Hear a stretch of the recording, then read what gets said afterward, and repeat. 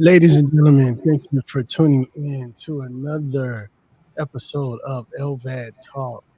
I am your host, Sean, and today we got a great conversation to have with my man, Frankie DeFore. How are you doing today, sir? Man, I'm doing great, Sean.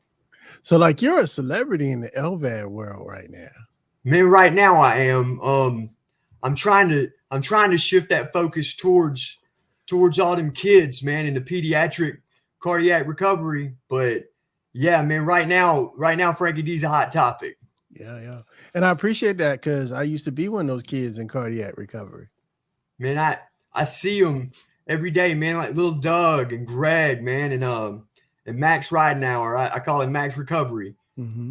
Just the guys from my groups that are under 18. And I'm sure there's more out there that I don't know.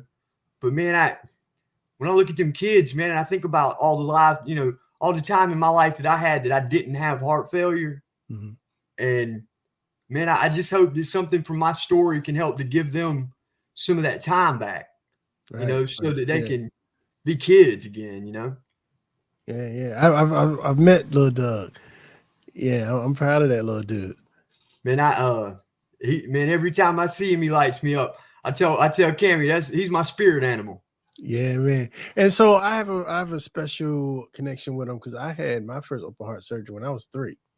Oh wow. So as soon as I saw little Doug's story, you know what I mean, it hit real close to home. Yeah. Yeah, man. Yeah. So let's start with you. Okay. We're gonna let the cat out the bag. You are the only person that I know of that has had a successful LVAD explant. And from what I've heard, and these I don't have anywhere to point you to these facts, but from what I heard, like less than 3% get an explant. So before we Yeah. get into the explant, Yeah. tell us the story of how you went down heart failure. Okay. So how I come down with heart failure. Man, I was 34 years old at the time. Um, with a little boy that was about to be 5 years old. Single father. I was working all the time doing, heavy labor work. And really, man, the only symptoms that I even had was shortness of breath. Mhm. I felt like I couldn't breathe sometimes. But being a man in the position that I was in, I guess I didn't feel like it was real socially acceptable for me to go and, oh, I'm not feeling good. Right, And right. plus it was the very beginning of the pandemic. Uh-huh. So going to the hospital was taboo anyway. Um, but I did, man. I floated a couple ERs, and they run my labs and everything. And one time they told me my troponin was high, Mhm. and then they ran the lab again and told me that it wasn't. Mhm. So I got sent home. Um, well, I on July the 13th of 2020, I was not feeling good at all. Mhm. So I went to my grandmother's house. She lived, real close to my home. But anyway, I just wanted to be around my people. I didn't feel good. I couldn't breathe. I didn't even think about going to the emergency room. I went and laid up on my grandmama's couch and I was moaning. And my cousin actually called 911 for me. Mhm. She come in there and she was like, Frankie, I went ahead and called them. You sound like you're doing bad in here. And I was like, no, it's okay. So when they got there, I was like, well, what all hospitals do y'all go to? And they named them all. And I had been to every one of them except for one. And it was Navicent in Mhm. Macon, Georgia. And so they took me there. Well, I was cutting up with the EMTs the whole time. Mhm. I mean, I couldn't breathe, but as soon as I had some new people to talk to, I was trying to, Right, right, trying to right. jam with them. And I'll never forget, man. The last thing that I remember is, they were waiting on me. I'm still on their gurney, and we're in line for triage, Mhm. and so they're just waiting on their gurney so they can, kid on to the next call. Well, anyway, so I started making this moaning noise, and I remember doing it. And then I remember the medic, the female, she came up and she was like, sir, could you please hold it down? And I just remember the last thing I said to her was, ma'am, I'm not going to die quietly. Wow. And then I was out. Wow. You know, my family got called in to say goodbye. I was in cardiogenic shock. Which say, you know, we were talking about numbers. They say 9 out of 10 people don't recover from cardiogenic shock. So you were all fine in the ambulance until you got to the hospital. I was kicking it with the medics Right. on the way there. Like I said, man, I felt like something was sitting on my chest, you know, and it was a whole lot of pressure. I was trying to breathe. I didn't feel like I could get a good breath. You know, but I was cool. I was talking to him. You know, I mean, I was okay enough that my cousin was worried I was going to be mad, you know, that she called him. She called, but now you were glad, right?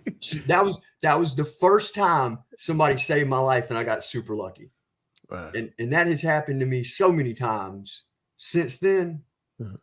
But yeah, my cousin Jessie, she was the first person that saved my life when I was trying my best to die of heart failure. Wow. I didn't, you know, my dad and his dad, they both died of heart failure, but both of them were in their 60s. So me going into cardiogenic shock at 34, it was just unheard of. Plus, I had been to all the other ERs and they told me I was okay.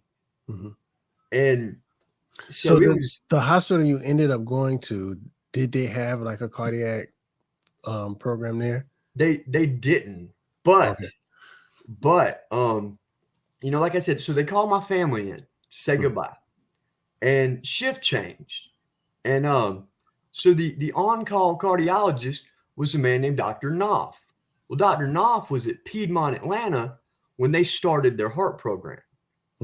So when they called him in to say goodbye, well, when I didn't die, he was like, well, if we can get him stabilized a little bit, we can put him on a helicopter to Atlanta, and then he might have a chance at living.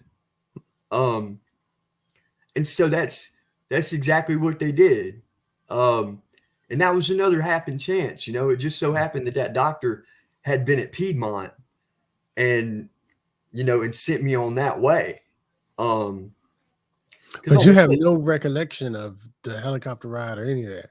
No. And it's the only time I've ever like been on a helicopter ride like that. And I'm smiling. It's funny, but it's not funny. It's funny to me because we share a lot of the same. Like I was tripping out with the nurses and the medics right before my incident too. Yeah. And they had to call the helicopter and I had to go from Hampton to Norfolk on the helicopter. But I was awake for it and I was joking with the pilot.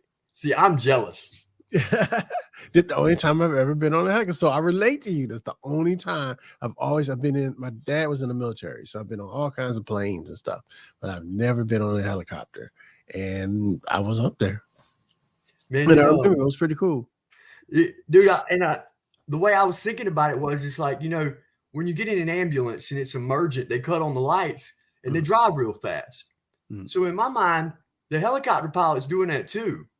You know, because he's got to get you somewhere as fast as he can. Right. So in my mind, I didn't just miss a cool helicopter ride. I missed the most epic high-speed helicopter ride ever. Like Michael Bay and bombs going off. Yeah. But all right. So after your helicopter ride, what happened? Well, after my helicopter ride, they kept me in an induced coma for a while. I'll never forget Dr. Krishnamurthy at Piedmont's the one that woke me up. Everybody calls him Dr. K. He's an amazing cardiologist. He woke me up and he was like, "Hey, do you know what year it is?" I was like, "It's 2020." And he was like, "Do you know who the president is?" And I was like, "It's the orange one." That's what I said. And he was like, "Do you know where you're at?" And I said, "I know the last place I was Navicent and Macon." And he was like, "Yeah, no, you're at Piedmont in Atlanta. You know, you almost died and your heart's just not, you know, it's not able to do it on its own." And so they asked me in that first time waking me up, and I mean, it was just as simple as this: do you want to live with all of this responsibility, you know, or not? So, let's talk about that, because that's a decision. We were lucky that we had the chance to make that decision, because Absolutely. I've talked to people who never got that chance. Like, they went out and woke up and they have an LVAD. Yeah. So, did you understand the gratitude or the magnitude of what that decision meant? Not really at the time. I remember I remember them putting my mom on the phone trying to explain it to me. And I knew that my choice was I'm gonna have a cable that comes out of my body and it's gonna run a pump that's gonna be in my chest and it's gonna be connected to all kind of crap that I'm gonna have to carry around. Mhm. Um, or hospice in a coffin. Right. Um, so once I realized what my two options were, and they were real gentle explaining it. I used the cut ins and the hard words, but they were real gentle trying to explain it to me. Um, and so once I understood it, I was like, well, guys, I want to live. Mhm. I've got young children. I've got my whole life ahead of me. I don't want to die. I don't. So whatever it's gonna take, let's do that. And so when I told them that, boom, they put me back out. Mhm. Um, they woke me up. Well, the next time I woke up, I was under anesthesia and I was in a tent. I think I was still open after my first surgery, but I'm Mhm. not 100% positive of when it occurred. Mhm. Um, but so when I woke up, I found out that not only did I get an LVAD, I also had an RVAD. Oh, So okay. yeah, yeah. So I had both Mhm. for about 14 days. Mhm. It So I was in that time, I was still just in the cardiac ICU at Piedmont.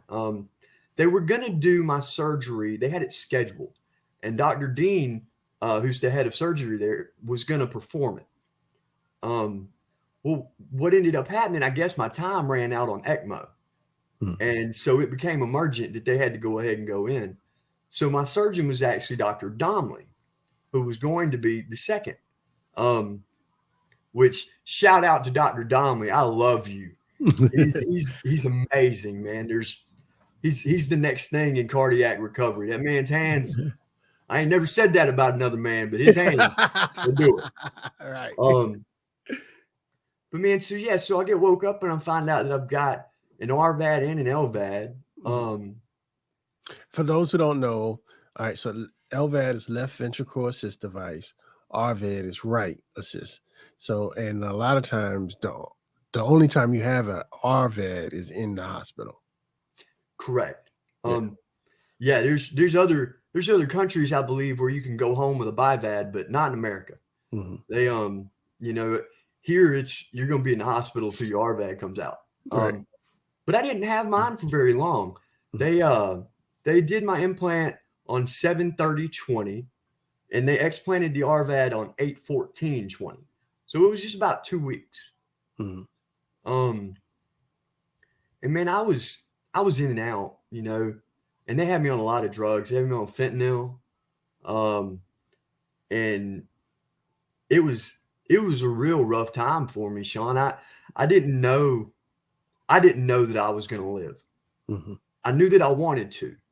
I made that decision that I'm gonna do everything I can, but everything was still really hard, and for a long time. The RVAD got explanted on 8/14. I was still in the hospital until like September 3rd. Um, was when I remember I got to see my sister for the first time because the whole time I was in the hospital, except for day one, I wasn't allowed a single visitor because of the Mhm. pandemic. Wow. So, Yeah.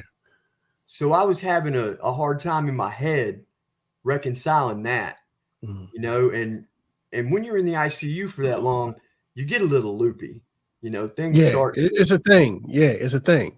Yeah, but it's a real thing, and it happened to me.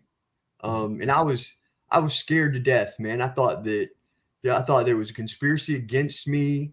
That the hospital staff was against me. That if I could just get my own self out the door, I'd be okay. But that I couldn't trust them. So those amazing people got to treat me. I mean, they saved my life when I was doing everything I could to stop them. Because like I said, I thought they was the ones that was after me. Right. But man, my head finally got right, and I finally got to where I could eat again.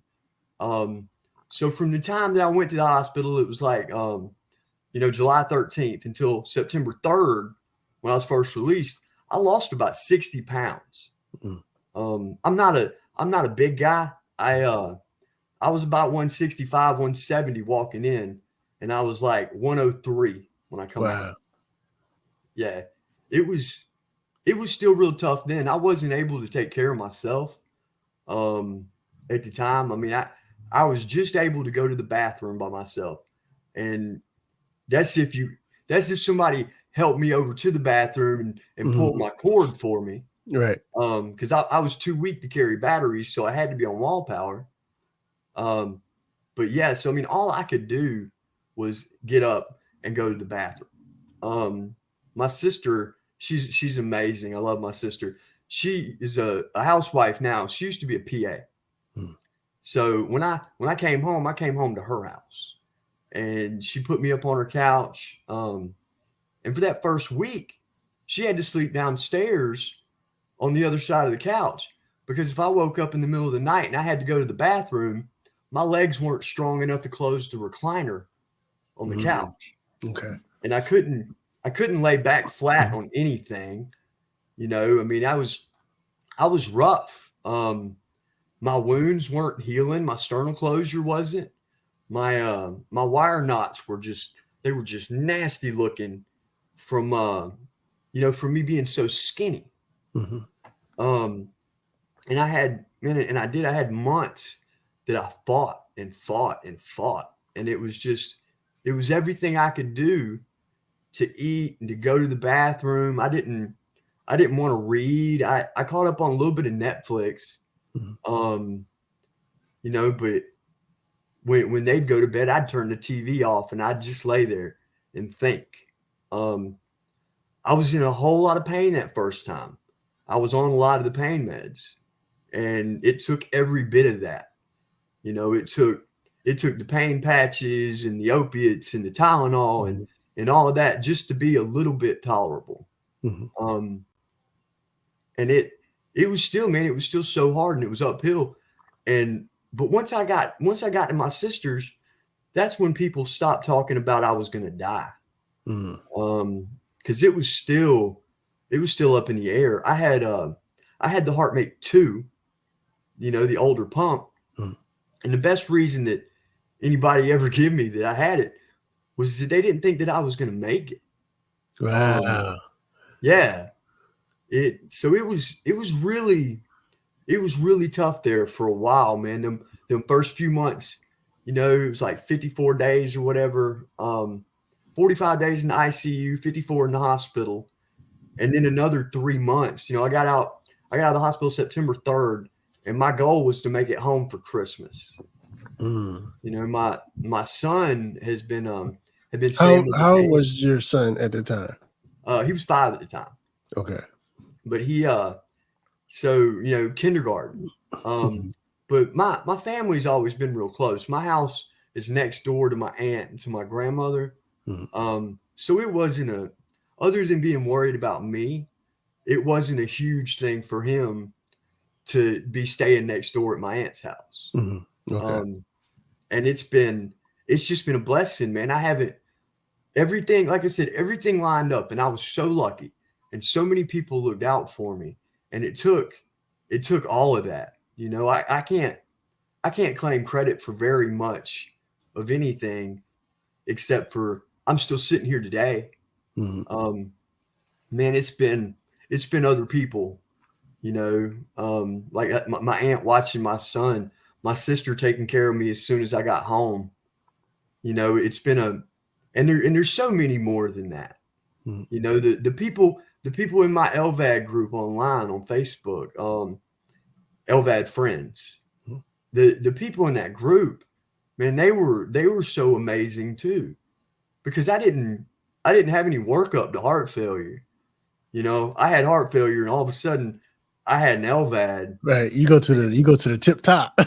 Yeah, and and my mom and my sister and everybody was talking about support groups online, and I'm like, support groups online, like, come on. And man, if that wasn't one of the best things that ever happened to me, because that introduced me to guys like Lil Doug, Mm. and Greg and Lil Max, and and all of these people who have been so strong through so much for so long. You talking about a tough group of people. I've known tough people. Mm. I ain't never known anybody that was any kind of tough like a whole bunch of LVAD patients. Right. And we might always be complaining about one thing or another. My ankles are swole up today, or why is my skin itching so bad? Does this carvedilol make you dizzy? We might always have something to say, Right. but that's because we're not on our knees crying about it. Mm-hmm. I mean, it takes so much. Getting over it mentally was recovery for me. Mm. When I got my mind right, I was better. Everything that happened after that, like leading up to my explant, that was all well and good, but I was already better, Mm-hmm. in my head. And that took a long time to get. I mean, it was every bit of 8 months for me to find any kind of peace of mind. And like I said, man, and when I did, it changed my whole view on life, on every aspect of life. I don't look at my diet the same. I don't look at money the same. I don't even.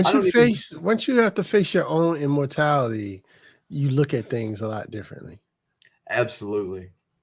Absolutely. Yeah, man. All right, so let's talk about, you got your LVAD, you made it home, you recovered. Yep. How long from where you started feeling like yourself again until your explant? Okay. Not no whole long time. About 9 months. Mm-hmm. But I had my LVAD for 16 months to the day. Mm-hmm. And it wasn't long. What happened is that, when I started getting my bearings back and started feeling good, then they started talking about that I could be eligible for a heart transplant. Mm-hmm.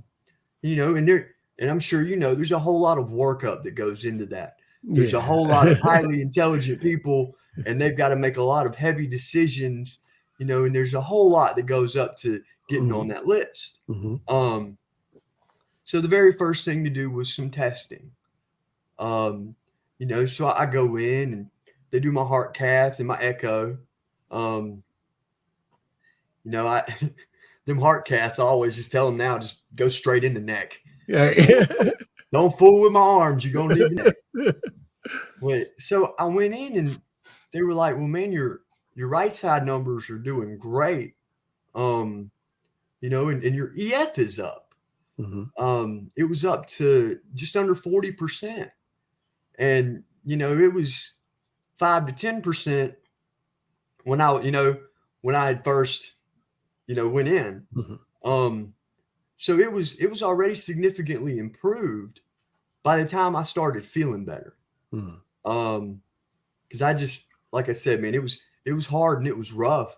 And I mean, again, like I said, I don't take credit for my recovery as much, but I did everything they told me to do. Right. I took Being the compliant is medicine. important. Yeah, I took the medicines. I listened to the doctors. I said yes, sir, and yes, ma'am. And it's not all fun. I had to get the Lovenox shots in my stomach so many Oh, yeah. times. Those were a nightmare. Yeah, I got a pack upstairs. Don't talk about those. Right. Good thing we know that your INR is good. You're right. But yeah, so I had to deal with all that, and I had a PIC line when I come out of the hospital, so I had to deal with home health care. And not everybody that you run into in the medical field is as professional and awesome as the rest of them. And I wasn't, I don't know, I felt a little neglected by my home healthcare nurse. She was doing a great job. I was finally getting my head right and seeing how much of it, I could stand and tolerate. And you can only like somebody so much when they keep poking and prodding on you. It's hard to keep smiling and saying, no, we're cool. I can't wait to see you again. Because you don't want to see them again because they're going to poke you and prod you. So that was going on. And once I got past that, like I said, they did that little bit of testing. And they were like, well, you look good for a heart transplant. They said, but, we're seeing recovery here. So what we want to do is we're gonna run parallel paths, towards your own recovery and towards transplant. And we're just going to work towards those in the same direction. And I was like, cool. I had never heard of explant either. I didn't know what an explant was or what it entailed. I didn't know nothing about it. I knew that people with LVADs either kept their LVADs or they got a heart transplant, and that was their story. And so the testing continued. They scheduled me for like a month out. And man, so I kept doing more, everything I could. By that point I was off all the pain medication, and I wasn't completely out of pain, but I was managing it with Tylenol and rest. When you're hurting that bad and you're getting up and running around, you can hurt yourself too. Yeah. And I know I did some of that because I'm just as gung-ho as can be. So when it's like the doctor tells me, well, you need to be walking, I'm like, well, shoot, the ADA recommends 10,000 steps a day. That's my new goal. Right. And they're like, no, we ain't talking about walking like that. Like, no, let's try 2,000 steps a day. Let's work up from there. Right. So that, and that pattern continued through the summer. And then when we got to what was it, like September, they started talking about doing turn down tests. And that was the first time they had mentioned that, the ramp studies.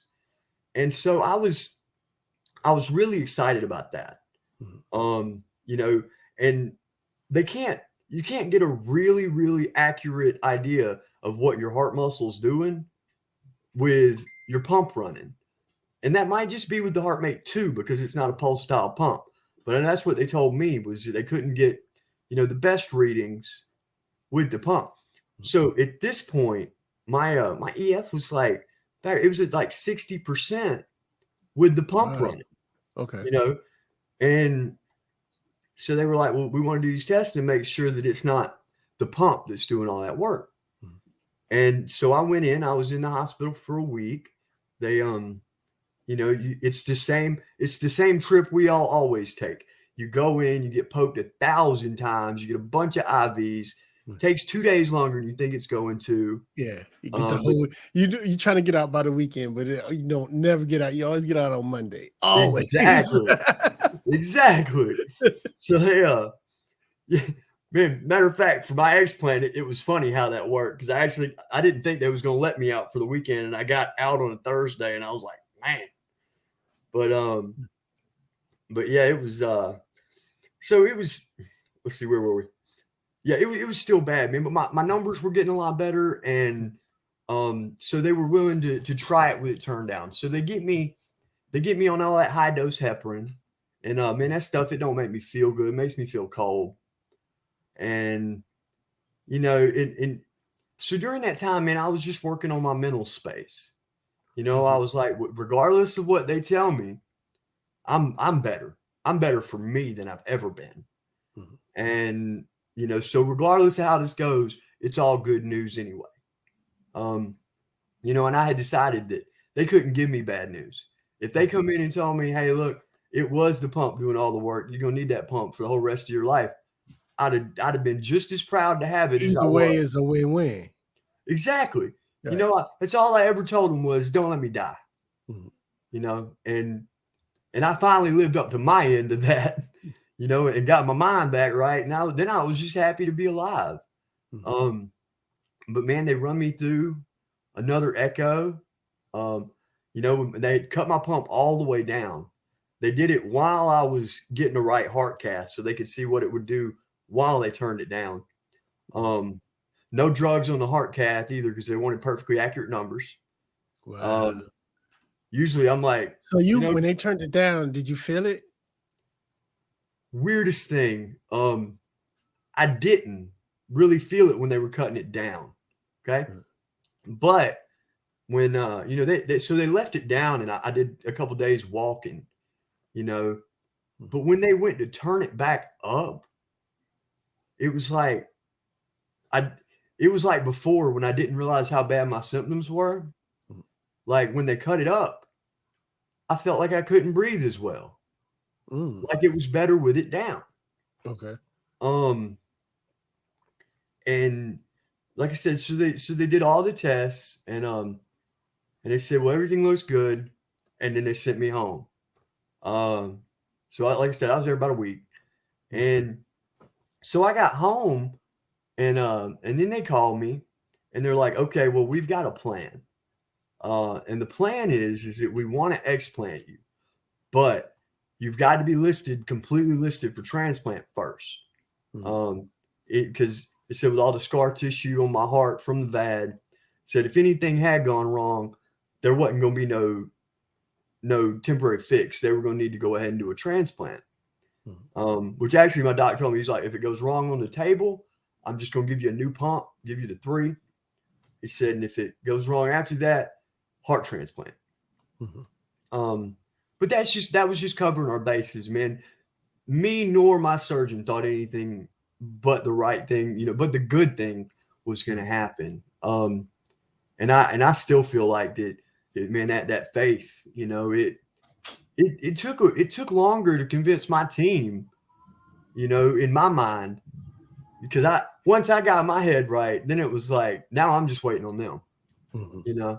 So I'm steady waiting. They're sending emails, you know, you got to go in and give them your urine and things like that and more blood. And they do all your testing up. And so finally that goes in front of the transplant committee, which they only meet on Wednesdays and they don't talk about everybody at every meeting. So I get an email on Monday and they're like, yeah, we're going to talk about you on Wednesday. Well, Wednesday comes and goes. And I didn't hear nothing. So I was like, I'm over here emailing the transplant coordinator and I'm like, hey, Sally, what's going on, girl? I was just wondering what happened on Wednesday. And she was like, yeah, it'll be next Wednesday, but da-da-da. So I'm like, all right, now I'm over here like, what's going on? Now I want some news. Right. You know, good, bad, indifferent, it didn't matter. I was nervous, you know, I was anxious. And so then the next week comes by and Sally calls me and I answer the phone. She's like, well, I just wanted to tell you that, you know, you've been selected to be listed. Okay. So as far as we're concerned, you're good to go. Now you're waiting on, and I was like, okay, cool. What am I waiting on? She's like, now you're waiting on surgical. So now I'm waiting on Dr. Donnelly. And so now here I am, and I'm sitting around another week waiting on the phone to ring. I wasn't just going to blast my surgeon on his email. I thought about it, you know, but he's way too busy for all that. I need him in his best headspace. So I didn't blow him up, man, but I can't say that I patiently waited because I was sitting on my hands, you know, just ready. And then he called me and he was like, well, look, what we need to do is bring you back into the hospital. We're going to do a whole nother week of turn down tests. And once we get those turn down tests done, if we've got all perfect results like we had last time, then we're going to explant you. And that's also when he told me about the different types of explants. You know, like you had mentioned, a lady that had hers decommissioned, which is pretty much they go in there and they cut the drive line, they tuck it. There's a cap that they install, but it's not even really a big procedure, because they're not going, as long as your heart's working, it's not a big procedure. The next one up from that would have been the partial explant. Now the partial explant, they would have done a thoracotomy and went up under my ribs and gotten most of the pump, and then capped it where it come down. Which in my mind I didn't care, but on the back of my mind I always thought, man, I kind of want a full explant. I want to be back to, I want to be able to jump in a swimming pool later and not be worried about my pump rattling around, tearing my heart up. But again, I was happy with whatever. My expectations at that point were just to continue to live happily. Right. So he we talked about the different types, and he was like, and then there's a full explant. And in the full explant, it's a reduced sternectomy. They peel your wide back open. They go in, they take the whole pump out, except for a tiny little piece where it ties on to your aortic valve. If they remove that little bitty piece, there's not enough meat there to fold back down. So tiny little spot that gets a little cap. And I mean, it's flat. It's not a danger to anything. But yeah, so, he told me because my heart, it was pinned in position. It had been really dilated. And then now that it had recovered, it was the right size, but it was locked in position by my LVAD. So it was working just as hard as it could, but it couldn't do everything it needed to. But my numbers were good. And, so it was a go to explant. And that's my YouTube channel. I started that with my turndown studies, because I wanted to know about explants, all these questions that I'm asking my doctors and everybody. I didn't have anybody to answer those questions for me. That's me.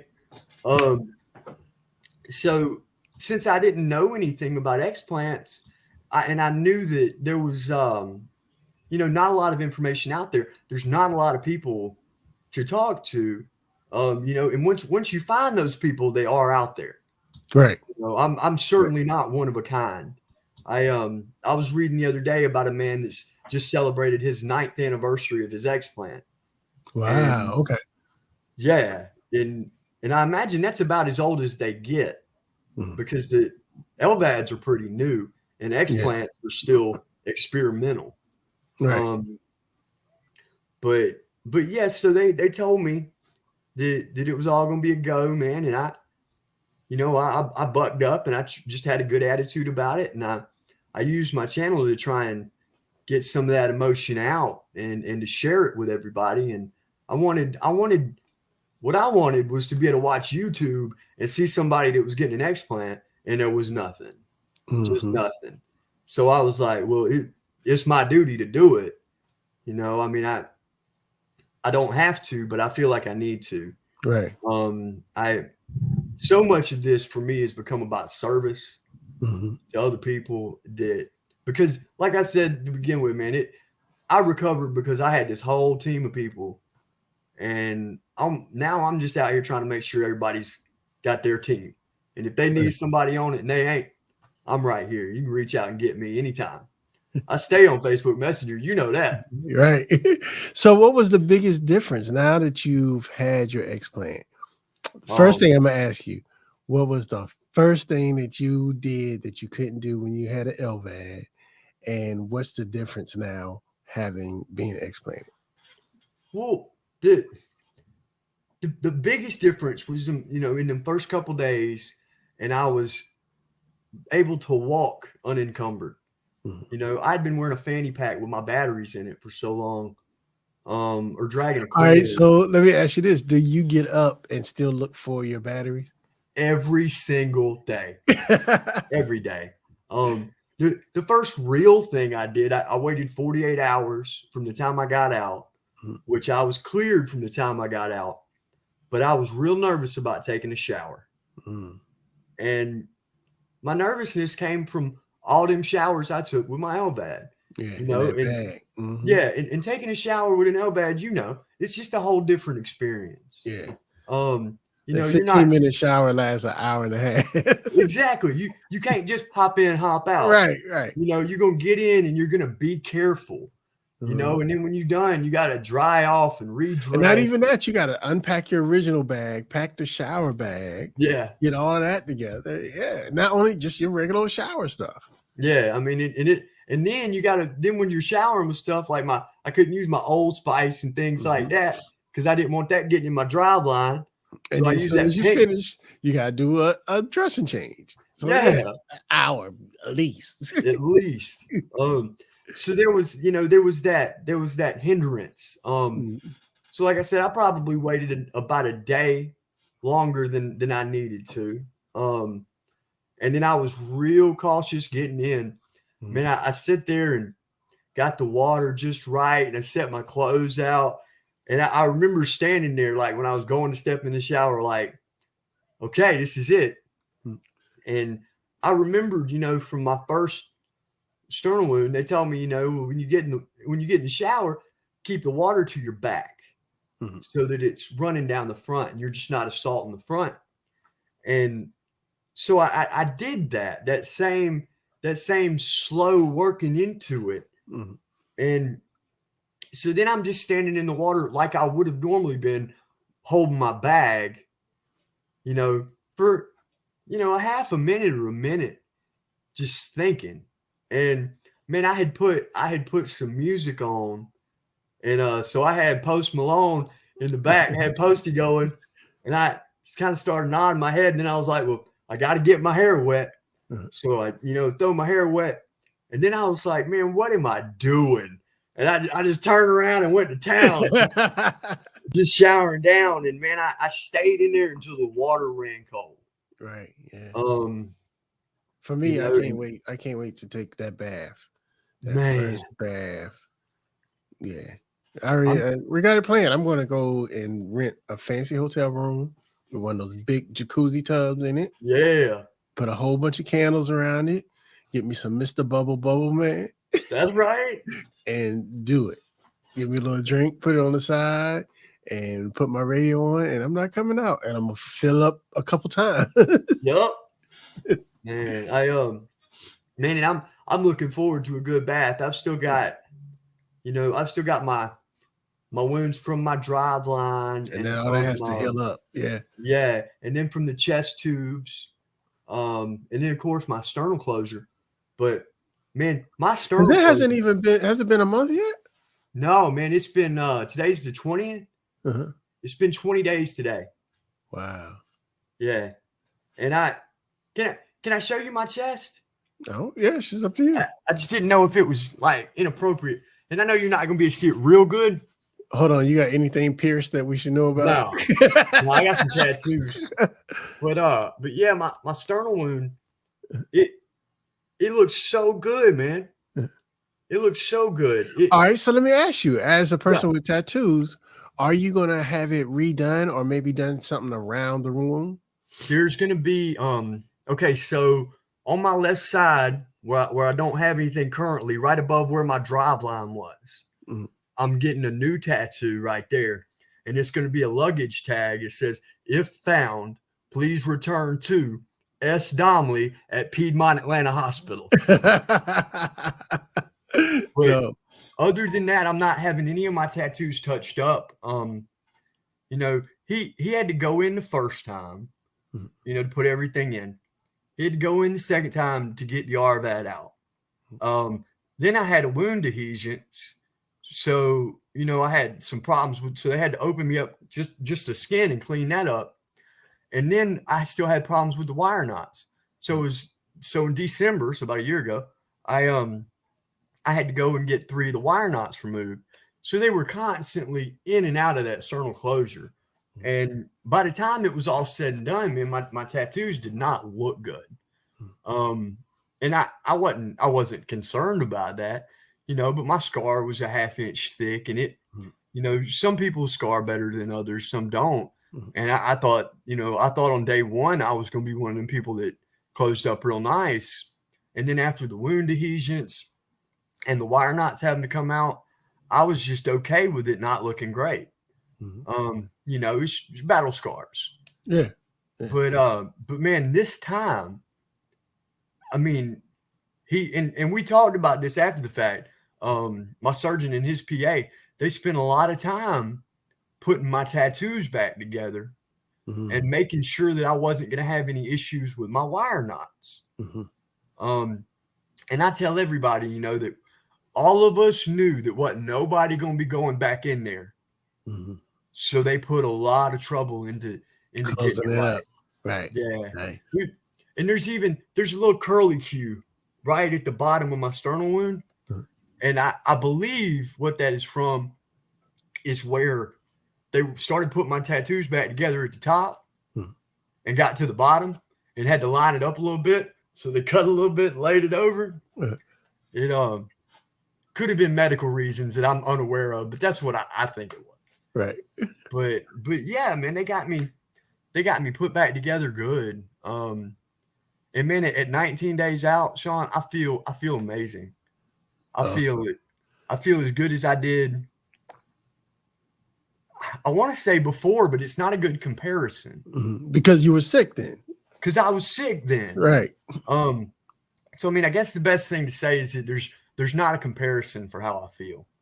Mhm. But I know beyond a shadow of a doubt that my LVAD saved my life, you know, and that not just that machine, but all of them people who laid hands on me, man, Mhm. and all of the people that prayed for me. Yeah, You know, man. It I'm makes a not difference. it does. You know, Mhm. the power of prayer is real. I'm not a religious person, and I'm not going to preach to anybody, but I'll pray for you if you need me to, Right. because the power of prayer is huge. Yeah, Um, man. it is, man, and I just like I said, man, I feel so lucky. Mhm. Because I got it. I got to walk away from it, you Mhm. know, and I mean, I'm not. I'm only 19 days out now, you know, so I've still got a long way to go. But man, I'm planning, you know, I'm planning big things. You know, I'm gonna keep my channel up, and if it ever monetizes, I'm donating 100% of that um to kids with LVADs. You know, Right. me and my sister, she runs a little bit, so that's something that we're gonna do. I'm gonna do the Peachtree Road Race. Okay. You know, I think that's in July. It's like a 10K.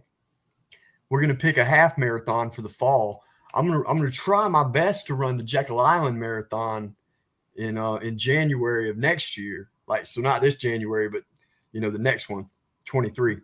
Um, and I put together a training plan so that I should be able to do that by then if I don't have any other health problems. Okay. Um, and the one of the crazy things about it, man, is that I'm still, because of my explant and it being so new, you know, if I had had a heart transplant, I'd have disability for a year. Mhm. But because I had an explant, there's not an end date. Mhm. Um, so I, it's like I said that I've rethought everything in my life, how I make money, and you know, spending time with my kids. I got a new puppy. We're on the same wavelength, you know, and Yeah, that I think that sometimes God has a plan for us and we're not sure, and He puts us on the route we need to go, and like He fixed it so like I can do this, and you can do what you're doing, and you know still make it. yeah, yeah, man. Yeah. It is. It's amazing. I don't I don't even the gratitude that I have now. You know, it's so hard to even express. You know, and like with my channel, man, I don't want people to think that this is about me, because it's not. You know, this is about us. Mhm. You know, guys like me and you, the ladies out there with the same issues, the kids out there with the same issues. I have not, just because I'm not fighting for my recovery anymore is not going to slow me down fighting for recovery. Right. You know, I'm more able to help. But man, I rethought my whole life. My my diet. I'm going salt, oil, and sugar-free vegan. Now that's a whole lot. Right. You know, there's nothing about being a vegan that says you can't have you salt, oil, and sugar. hold on. We gotta keep it real. You in Georgia, bro. That is an anti-vegan state. It is an anti-vegan state. You're absolutely right. My aunt was actually just texting me earlier about what I could and couldn't eat for Christmas dinner. Oh, yeah. I was like, that's about to be fun. Well, and I told her, I was like, well, you know, I've made it so far as a vegetarian. I mean, ever since I come out of the hospital, I said, and I'm working my way towards vegan. But it's also, if you're going to do anything like that, you have to transition because you can't, especially somebody with heart problems, you can't do a shock diet. Right. Especially like dealing with INRs and all that kind of stuff. Absolutely. Which, man, I tell you though, I think that's why I'm doing this diet is I'm addicted to green things now. You know, I gotta have it, and now you can have it. Yeah. All the time. But so I'm working towards that. But I told her, you know, I was like, look, I'm not gonna come home for Christmas and not eat Christmas dinner. So, you know, when I get my diet completely right, then we can talk about me missing meals. But man, born and raised in Georgia, my family can cook. Right. And man, they just slaughtered a hog at Thanksgiving. So yeah, you know what I mean? It was a bad time for me to quit meat. But again, you know, that's something I'm doing for me. So I don't feel like I'm failing at it, eating with my family, you know, because it doesn't matter what anybody else thinks about me doing the diet. You know, it's for me. I always did everything the easy way before, I feel like, you know, and now I do things the hard way. You know, my diet, I get up and meditate every morning. And I can't wait to start, you know, running, but I've been walking, you know, real good. I got a little over 2 miles yesterday. I'm up here in Roswell right now at my sister's place. And so there's a nice little lake that I can walk around. It's like 2.2 miles around it. Okay. And so, man, I can just head on down to the lake and I'll hit me a lap. And it was funny because she's lived here for a long time. And before heart failure, well, before I knew it, I'd been down to that lake plenty of times. And I never come up that hill coming back to her house without having to at least take some deep breaths, you know, and I don't have to do that anymore. I finished my 2 mile walk around the lake and then I come right up the hill and, you know, I feel like I can breathe now. And I hadn't had that in so long. I mean, like I said, everything's just great. You know, occasionally I'll sneeze. Oh yeah. Hiccups too. Yeah. And then it's like the world's ending for a few seconds. Right. You know, but you know, it's going to stop, you know, it's going to go away. I've been really adamant against a lot of the pain medication this time. I was on a lot of it the first time, as much as they would give me. You know, I'll run them refills out too. Just as many times as I could talk them in. But I was in a lot of pain. Yeah. And this time, man, I wasn't in as much pain. And I think that's got a lot to do with where my head was at. The fact that my body was so much healthier than it was, you know, when I first went in. Because when I first went in, they carved on me. I was sick. I was gone. You know, and going back to get my explant, you know, I put 50 pounds back on that I've lost, you know, when I was in the hospital. I still got a few pounds to go to get back to. So you need that Thanksgiving dinner. 170. So you need that Thanksgiving dinner. Oh yeah. I mean that Christmas dinner. Well, that's another thing. My girlfriend, she's a she's the head of catering at a college that we live near, and so going vegan is easy for me because she cooks these elaborate meals, and everybody's like, "Oh, what's your protein?" And I'm like, "Man, there's chia in there, there's quinoa in there, all this stuff I can't pronounce. Right. There's lentils in there. There's legumes. I don't know what a legume is, but it's like, no, I'm getting all the proteins, and that's another thing that I couldn't do without my team. It's just another example of my team being on point. Man, and it's been so exciting. All right, so I want to end the episode with the same question I asked everybody. Okay. If a young Frankie came to you and asked you about getting an LVAD, what would you tell him?